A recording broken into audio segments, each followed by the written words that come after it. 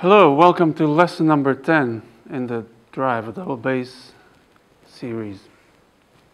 Our subject today is, of course, vibrato. Vibrato is really hard to teach because it is such a personal thing. It is such a trademark of every player. You recognize the players by their vibrato. And yet, there are some things that need to be discussed and can be discussed. So I'm going back to something that I've shown before, and I think this is the most useful application of that.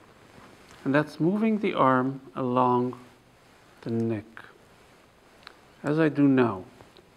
Now I go 1, 2, 3, and 4, and now I'll do it faster, and the movement will become shorter.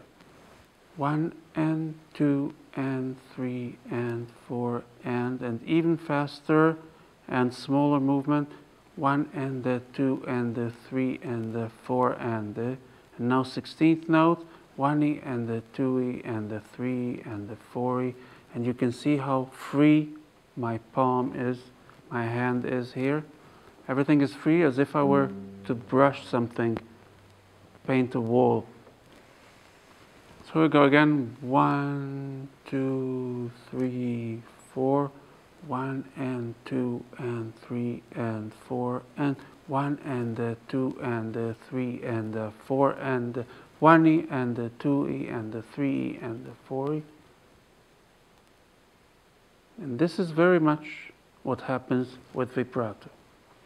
I will now do it using an artificial neck, and then you can use a virtual neck. So here is my artificial neck, which I place right here.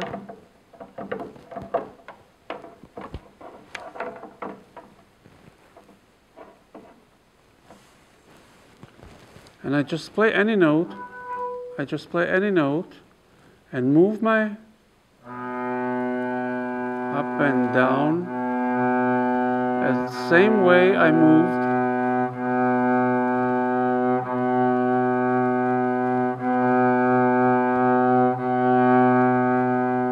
make sure you move. Let me take this away now. Make sure you move straight up and down and you don't twist your hand for the vibrato. So now I will do the same thing with a virtual neck. I don't have another one, but I remember the feeling.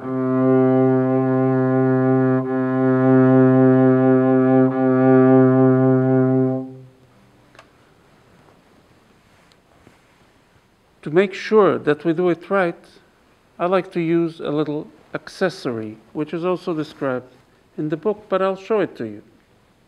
So here it is. I have a little rattle, and I will play now the note with percussion accompaniment.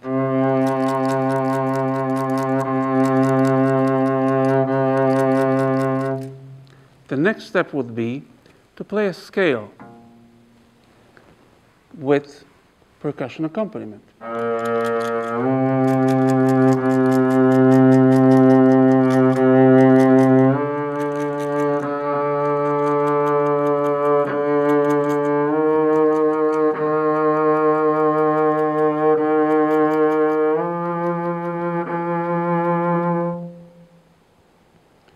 The pattern of the scale is very important because the vibrato has two major enemies.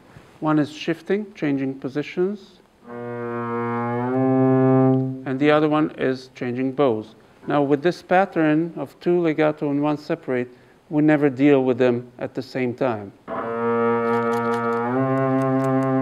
We change positions, now we change bow on the same note.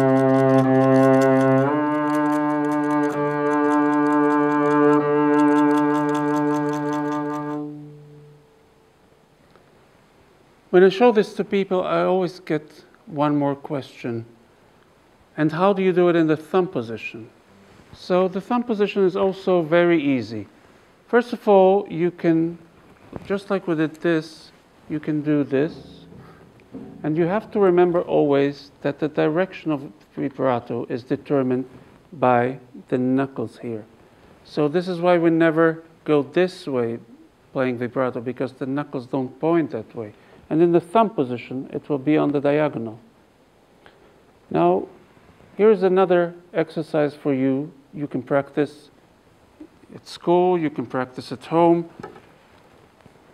All you need to do is place your left elbow on the piano, or on a table, or on your desk in class, without the teacher noticing you.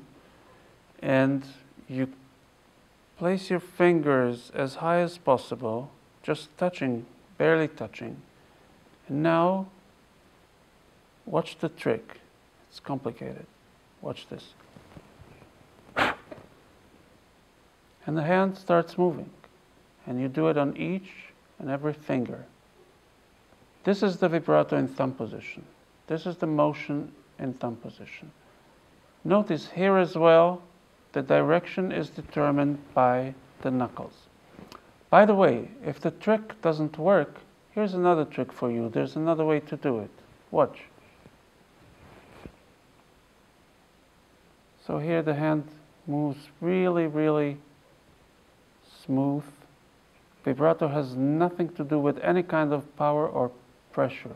Vibrato is about being loose. And once you learn it, it becomes really, really easy. Like everything else on the bass. Bass playing is either easy or impossible.